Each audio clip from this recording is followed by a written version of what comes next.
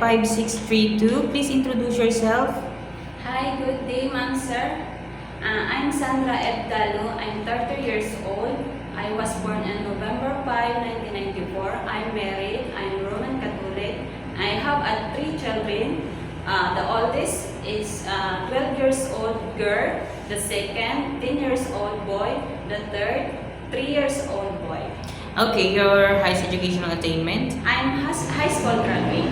Okay, since I saw that you have experience being a helper in Qatar, tell me about your experience as a helper. I do take care of baby, and I doing household like cleaning, washing, take care of baby, ironing, and assess cook and marketing. Okay, since I saw that you have experience taking care of a newborn baby, if you have an idea, how do you prepare a milk for a newborn baby? Give for the milk first. I wash my hand. I wash the bottle.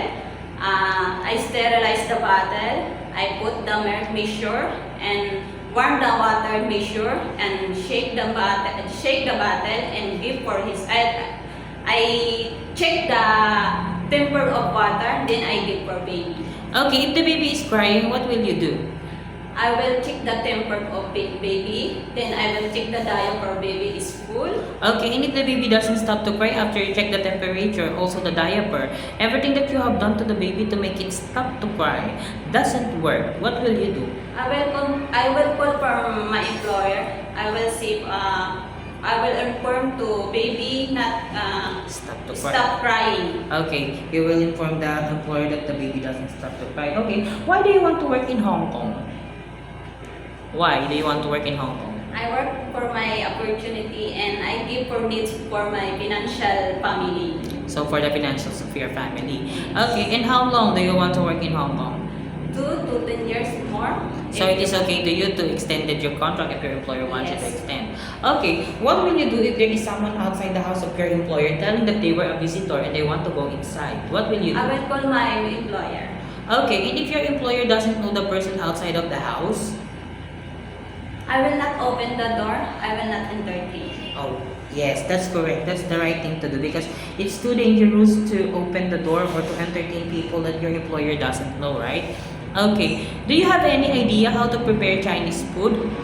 I will watching the YouTube and read the recipe, and also I want to learn how to cook my employer. So if your employer cook a food for themselves, you could also help them how do they prepare so that you could Yes. learn. And also be honest to your employer that you don't know how to cook Chinese food. Ask them if they could teach you how to prepare, right?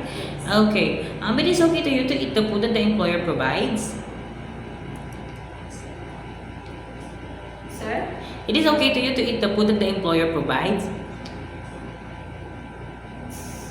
It is okay to you to eat the food that the employer provides. Yes. Okay. It is okay to you to share jobs as a helper. Yes. How about share room with kids?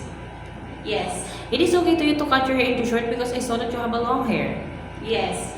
It is okay to you to taking care of pets. Yes. How about taking care of elderly? No. Because it's too difficult. You don't have any experience taking care of an elderly? Yes. Okay. My last question. What will be your message for your future employer? To my future employer, if you hire me, I will do the best. I will do my responsibility. I will take care of family, and I will be honest. And thank you. Okay. Thank you very much, Miss Sandra. Thank you.